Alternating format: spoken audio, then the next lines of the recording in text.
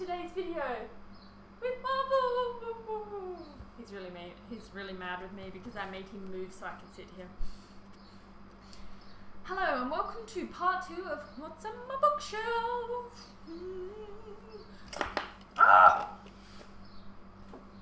What are you doing, Cat? Stop getting distracted by the cat. Sorry it's taking so long to, blue. Anyway, let's get started. First we have... We'll start over here. Dude, don't play with that! Sorry, the cat's really... He wants attention, so he's playing with things he shouldn't be, and it's just... No. Let's start here.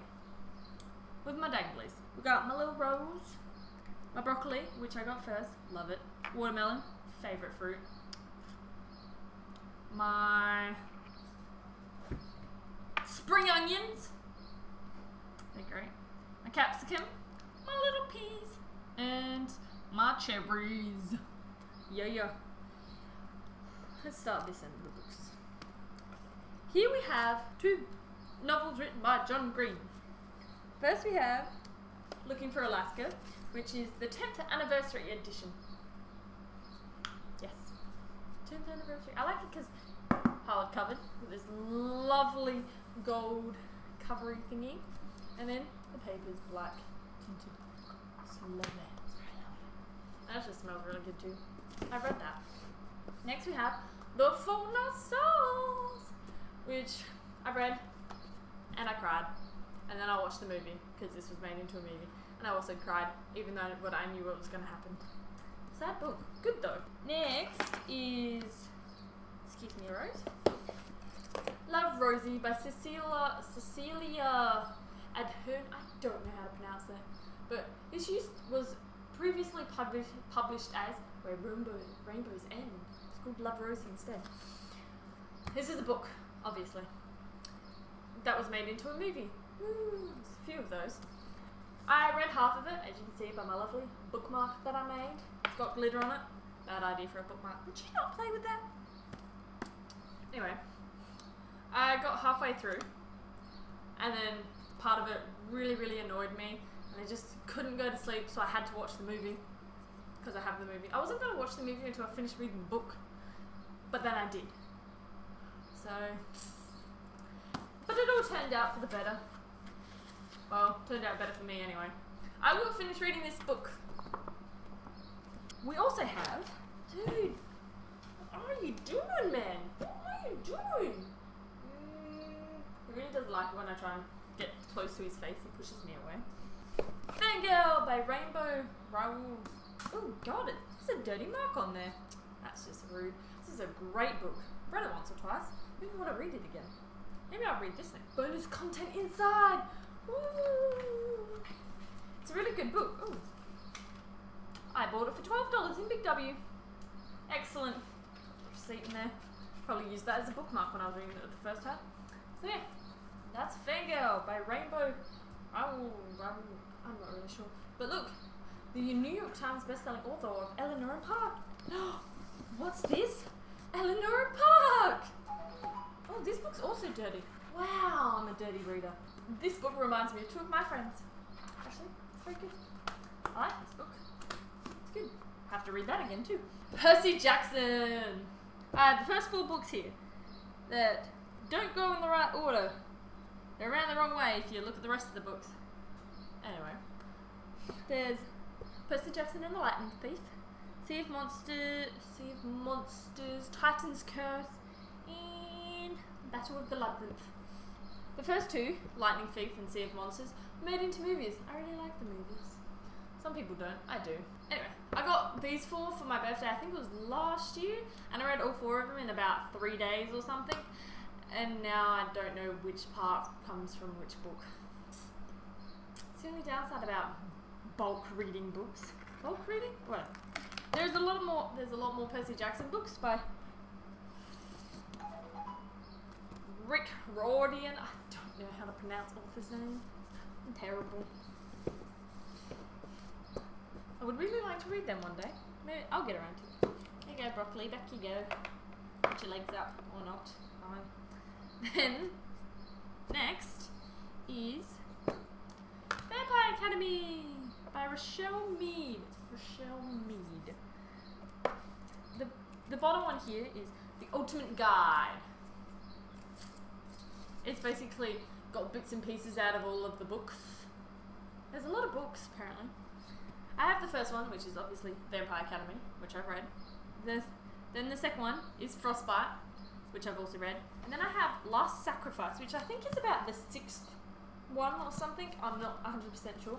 And this one is a lot bigger than the others, because I actually got this one at a bookstore in like the back area, you know, the pre-loved book section, favorite section. I think I got it for like $2, $4, $6 or something like that.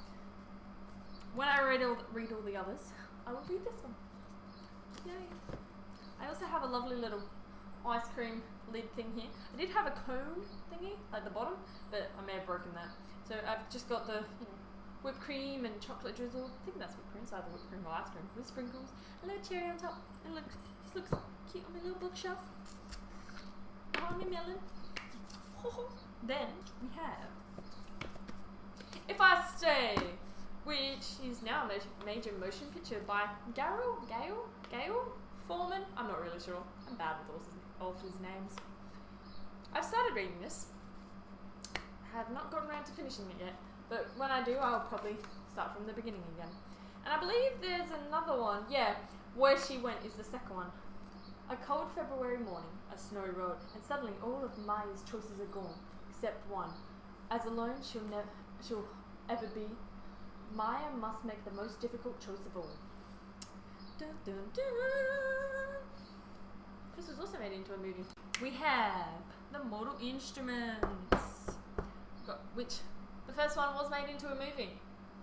City of Bones was made into a movie titled The Mortal Instruments. I don't think it went so well, although I actually have it, and I quite like it. They decided to make them into a TV series instead, called Shadowhunters, which sounds pretty good, actually, pretty good. The second one in the series is City of Ashes, then City of Glass. I've read both of them. And the fourth one I have is City of Fallen Angels. I haven't read that yet. I believe there's 2 more, I think. I'm not 100% sure. Next we have Perks of Being a Wallflower. I really like this book. This book was also made into a movie. Really good movie, I like it. It's by Stephen Chbosky. Not sure how to pronounce that, but Charlie's a freshman. And while he's not the biggest geek in the school, he is by no means popular. Shy, introspective, intelligent beyond his years, yet socially awkward. He is a wallflower, caught between trying to live his life and trying to run from it. Charlie is attempting to navigate his way through uncharted territory, the world of first dates and mixtapes, family dramas and new friends, the world of sex, drugs, and the Rocky Horror Picture Show.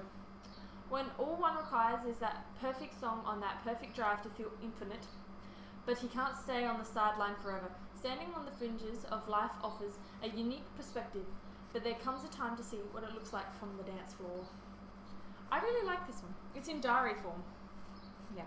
See? Dear friend, love always, Charlie. I really like this book. It's really good. It's really good. Really good. Really, really good. Really good. Good. Anyway. Then, before came the Mortal Instruments. Technically. Should have been this way. Actually, I'm pretty sure it was. Anyway. Before the Immortal Instruments, the Infernal Devices, which is basically the ancestors of the people in the Mortal Instruments series. The first one is Clockwork Angel, which I read. Great. When 16-year-old Tessa Gray arrives in England during the reign of Queen Victoria, something terrifying is waiting for her in London's downward, where vampires, warlocks, and other supernatural folk stalk the gaslit streets.